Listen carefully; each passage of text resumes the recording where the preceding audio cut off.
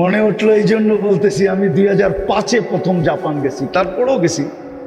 যখন আমি 2005-এ জাপান গেছি প্রথম, তা আমি সকালবেলা এক লেদার ফ্যাক্টরিতে ঢুকছি। সব ওয়ার্কার বাঙালি। আমার বয়ান ছিল ফজরের পরে ওইখানে।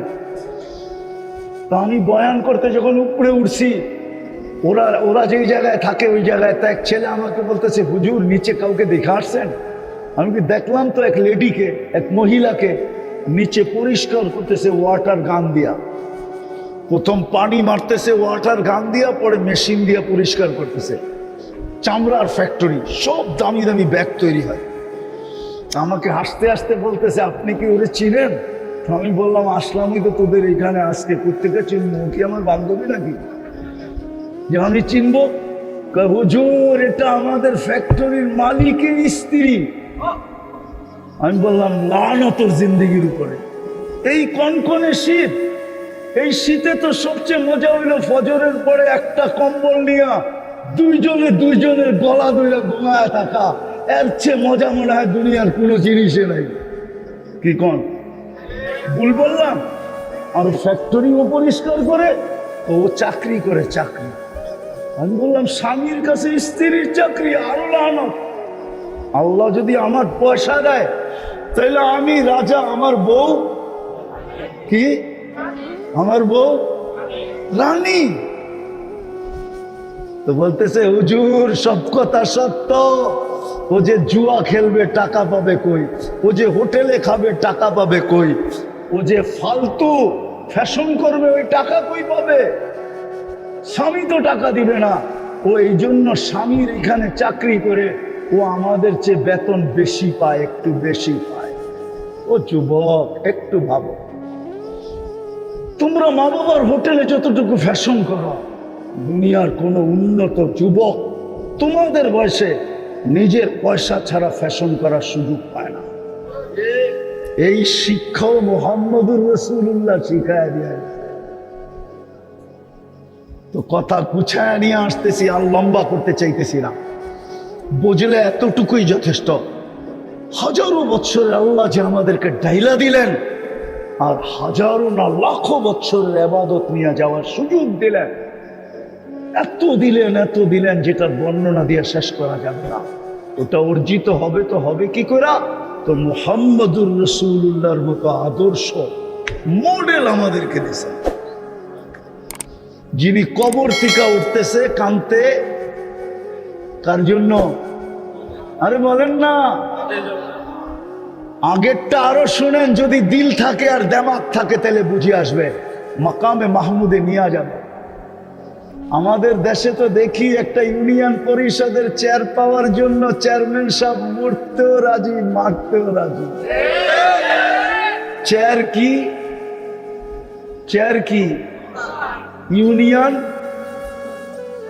ইউনিয়ন পরিষদের চেয়ার, কোনো এমপিত্বের চেয়ার না, কোনো মন্ত্রিত্বের চেয়ার না।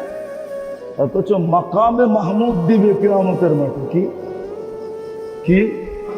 ফাতাহাজ্জাদ বিহি নাফিলাতাল লাক আসা আন ইয়াবআসাকা রাব্বুকা মাকামান মাহমুদা। চিনেন মাকামে মাহমুদ কাকে বলে? আল্লাহ বলে, কুদরত দিয়ে দুটা চেয়ার বানাইছি, একটা আমার জন্য যেটার নাম কুরসি, আর একটা বন্ধু আপনার জন্য যেটা মাকামে মাহমুদ। ওই চেয়ারে বসবেন না, শুধু হাতলের ভিতরে হাত রেখে দাঁড়ায়। দুনিয়ায় যেরকম কিছু মানুষ বাহাদুরি দেখায়, আর বাহাদুরির বলেই যা খুশি তা করে, আছে না? বাঙ্গা বলবো না? নাই বাঙ্গা বলবো? বাঙ্গা খুলা বলবো? নাই? নাহলে চান্দা উঠায় কেমনে? নাহলে চান্দা উঠায় কেমনে? রিক্সা আলারতে উঠায় কেমনে? সবজি আলারতে উঠায় কেমনে? সবাই তো বয়ের ঠেলায় দিয়া দেয়, ঠিক না? কিয়ামতের মাঠের বাহাদুর গরিব উঠবে, ফেরেশতা কানে বলবে, ইনতালিকু ইলাল জান্নাতি বিগাইরি হিসাব ওয়ালা কিতাব। তাড়াতাড়ি জান্নাতে যা, কিয়ামতের মাঠে দাঁড়ায়া গ্যাঞ্জাম কইরা লাভ নাই। সুবহানাল্লাহ। সিধা চল জান্নাতে। আল্লাহ বলে দিবে, কুলু ইনতালিকু ইলাল জান্নাতি বিগাইরি হিসাব ওয়ালা কিতাব। গরিবদেরকে বলে দাও, হিসাব কিতাব ছাড়া যেন জান্নাতে চলে যায়। তামাত্তাউ 500 আম হাত্তা ইয়াদখুলাল আগনিয়া, তোমরা 500 বছর জান্নাতের নেয়ামত ভোগ করো, তারপরে আমি ধনীদেরকে ঢুকতে দিব, এর আগে ঢুকতেই দিব না। কিয়ামতের মাঠের হিসাব কিতাব নাই। আল্লাহ রসুল বলে গরিবদেরকে তো জান্নাত আমি হাতের মুঠায় দিয়ে আসলাম, যুবকদেরকে তো জান্নাত গলার ভিতরে পড়ায় আসলাম, মা বোনদেরকে তো জান্নাত আমি আঁচলে দিয়ে আসলাম। ওরা কেন হারায় গেল? আজকে আল্লাহ ডাকে তারপরও আসে না। আমার আদর্শ কেন ছেড়া দিল? আমার ক্যারিয়ার কেন ছেড়া দিল? আমার লাইফ স্টাইল কেন ছেড়া দিল? আমাকে মডেল কেন বানাইল না? আমাকে নমুনা কেন বানাইল না? এখনো কাঁদেন। একটু আগে নিয়ে যেতেছি, একটু আগে ভালো মতে মনোহরদীর মানুষ ভালো মতে হাদিসে আছে কিয়ামতের দিন যখন আল্লাহর রাসূল উঠবে কবর থেকে, আমি লিখি নাই, আবুল সামরকান্দি রহমতুল্লাহ আলাইহি হাদিস লম্বা লেখছেন, আমি শর্ট করতেছি, শর্ট। মাঝে মাঝে ওলামা আমাদেরকে জিজ্ঞাসা করে আপনি কই থেকে বলেন, কিতাবের নাম বলে দিলাম, মোতালা করে নিতে পারে। মুসান্নিফের নাম বললাম, কিতাবের নাম না। ওনার সব কিতাব পড়লে পাওয়া যাবে, শব্দই পড়তে হইবে না। আমি অনেক কষ্ট করে বাইর করছি তো, এই জন্য আপনি বিনা পয়সা এখানে বইয়া পাম দিয়া লয়ে লেবেন হইব না। এই জন্য মুসান্নিফের নাম বলে দিলাম, আবুল সামরকান্দি রহমতুল্লাহ আলাইহি লেখছেন, আল্লাহ হুকুম দিবে কে জিবরিল আলাইহিস ইসলামকে, ইতি মুহাম্মদ ইতি হাবিবি মাকাম আল মাহমুদ, আমার বন্ধুকে মাকামে মাহমুদে নিয়ে আসো। তো উনি আসবে রওজায়ে আতহারে, আর পর মারবে আর বলবে কুলিয়া হাবিব আর রহমান, আল্লাহর বন্ধু উঠেন। তারপরে তা শোনেন, যদি দিল থাকে এইখানে, দেমাগ থাকে এইখানে, দিল থাকে, তো আল্লাহর রাসূল উঠবে, ওহুয়া ইয়াকুম ওয়া ইয়াবকি ওয়া ইয়াকুল, উঠবে, চোখে পানি থাকবে, মুখে চিৎকার থাকবে, চিৎকার দিবে জিবরিল আইনা উম্মতি, কিয়ামতের মাঠ তো খালি, আমার উম্মত কোথায়? ডাইনে খালি, বামে খালি, সামনে খালি, পিছে খালি, উম্মত কোথায়? জিবরিল সান্ত্বনা দিবে, মা শাক্কাল আরদা আহাদুন ইল্লা আনতা, আপনি ব্যতীত জমিনের উপরে এখন পর্যন্ত কাউকে উঠানো হয় নাই, সর্বপ্রথম আপনাকে উঠানো হয়েছে, মাকামে মাহমুদ আপনাকে দিয়া সাজানো হবে, এই জন্য উঠানো হয়েছে। আপনি শান্ত হন, উম্মত ওঠেন নাই। ও যেই রসুল কবর থেকে কানতে কানতে উঠবে, আর উম্মতি বলতে বলতে উঠবে।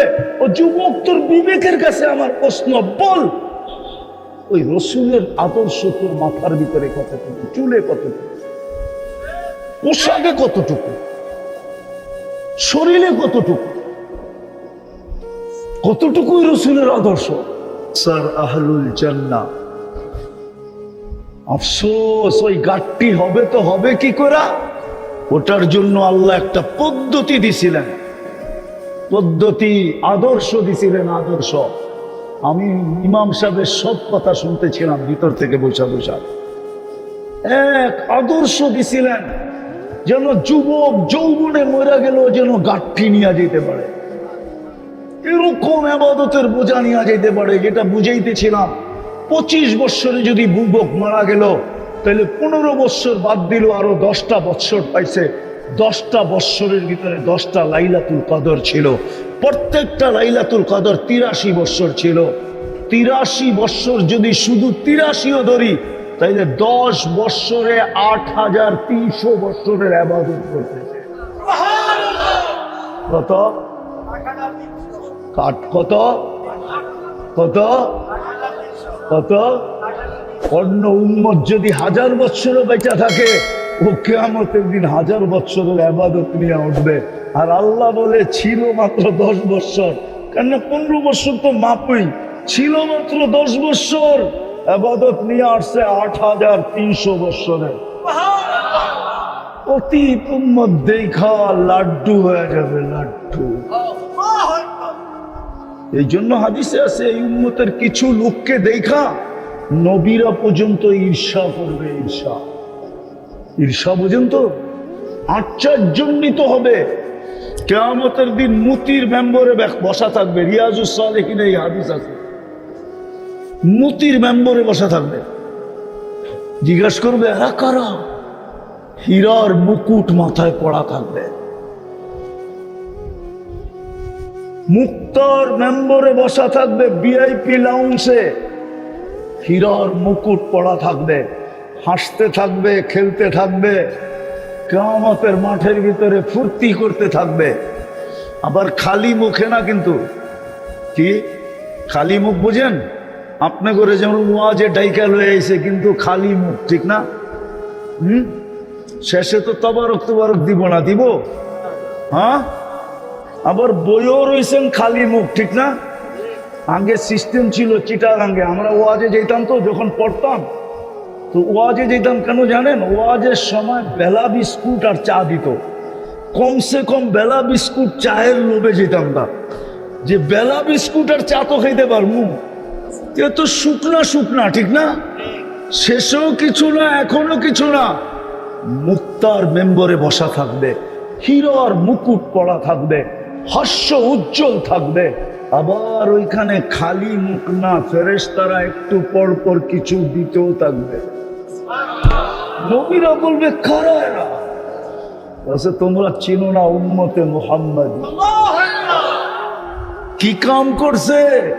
খুব বেশি কিছু করে নাই, আল্লাহর দিলে মানুষের ভালোবাসা পয়দা করছে, মানুষের দিলে আল্লাহর ভালোবাসা পয়দা করছে, যেটা হুজুররা আজকে করে থাকে আপনাদের। আল্লাহর ভালোবাসা আপনার আমার দিলে তুইলা দেবে, যার কারণে আপনি আল্লাহকে ভালোবাসেন। আর আপনি যখন আর আমি যখন আল্লাহকে ভালোবাসি, তো আল্লাহ আমাদেরকে ভালোবাসতে শুরু করে। সায়াজআলু লাহুমুর রহমানু বুদ্দা, এরা কিয়ামতের দিন বসা থাকবে। দিছিলেন তো ছপ্পর ফাইরা, যা আমি দেখাইলাম একটু যদি বুঝে আসে, কিয়ামতের দিন যেন উঠতে পারি কোটি বৎসরের ইবাদত নিয়ে। কিন্তু এত অল্প সময় সম্ভব কি কইরা? তো এক আদর্শ দিয়া দিছিলেন, এক মডেল দিয়া দিছিলেন। মডেল কি? এক মডেল দিছিলেন, এক আদর্শ দিছিলেন, এক মডেল দিছিলেন, এক আদর্শ দিছিলেন, এক আদর্শ দিয়া দিছে আল্লাহ আমাদেরকে। ইনশাআল্লাহ শোনার চেয়ে দেখা উত্তম, ঠিক না? কালকে যায়া চোখে দেখবো ইনশাআল্লাহ। কালকে বুঝেন তো,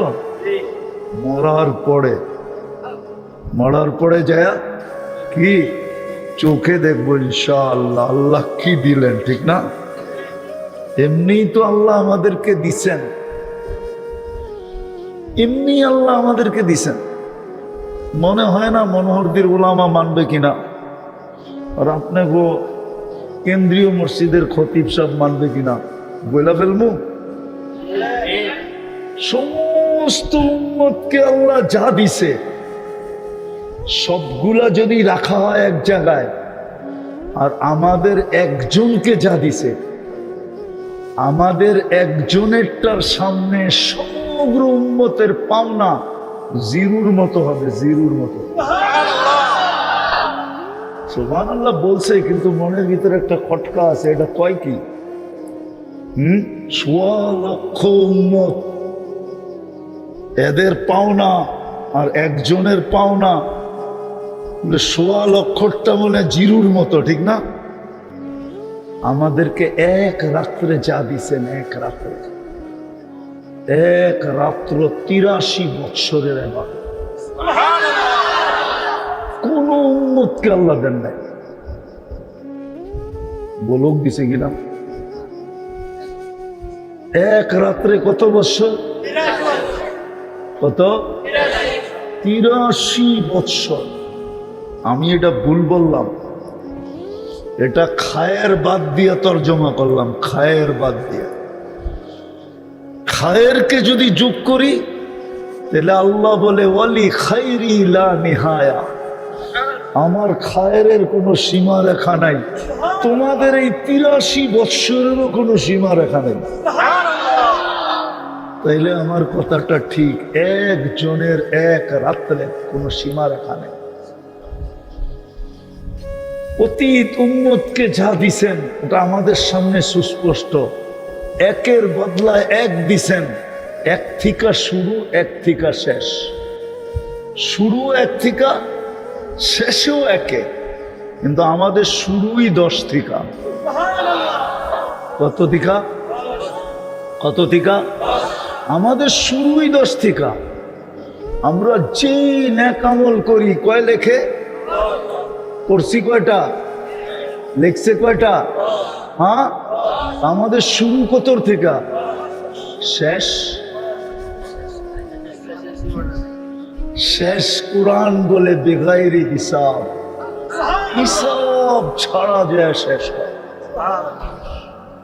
10 দেওয়ার পরে আমাদের নবীজি বলছিলেন, আল্লাহ মাত্র 10, তাইলে আমার উম্মত হয়ে লাভ কি? আর আমি আপনার বন্ধু হয়ে লাভ কি? কেননা দুনিয়ার নিয়ম তো হলো বন্ধুর বন্ধু, বন্ধুর বন্ধু, আরে মনে হয় বোঝো না, বন্ধুর বন্ধু বন্ধু, ঠিক না? হাবিবুল হাবিবে হাবিবুন, আমি আপনার বন্ধু, উম্মত আমার বন্ধু, তাহলে উম্মত তো আপনার বন্ধু। মাত্র 10, আল্লাহকে বন্ধু 100 দেই, 100 দিছেন। তা আল্লাহ রসুল আবার প্রশ্ন করছেন, মাত্র 100, তা আপনার বন্ধু হয়ে লাভ হইল কি? আল্লাহ বলে 700। তারপর আল্লাহ রসুল বলছে মাত্র 700, তাহলে বন্ধু হয়ে লাভ হইল কি? আল্লাহ বলে সংখ্যা বললে আপনি মাত্র বলতে থাকবেন, সংখ্যা উঠায়া দিতেছি বিগাইরি হিসাব। আপনাকে আমাকে, হায় হায় হায়,